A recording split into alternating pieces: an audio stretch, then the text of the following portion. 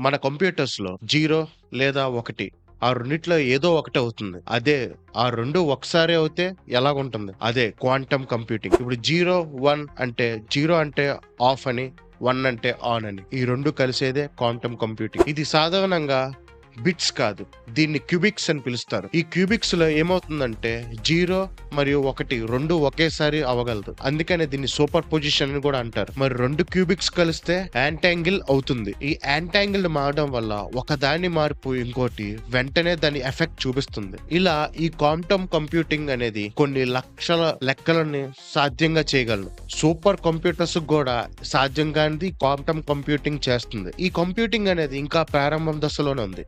ఇది గాని ఒక్కసారి గాని మార్కెట్‌లో గాని ముందుకు వెళ్తే దీని ద్వారా మనం ఏమేమి చేయొచ్చంటే AI, medical, cyber security and space research కూడా దీని ద్వారా మనం ఇంకా అడ్వాన్స్‌డ్‌గా చేసుకోవచ్చు. నాకు తెలిసి భవిష్యత్ అనేది డిజిటల్ కాదు, క్వాంటమ్ అని నేను అంటాను. దీని గురించి ఇంకా మీకు క్లారిటీగా తెలియాలంటే కింద కామెంట్ చేయండి.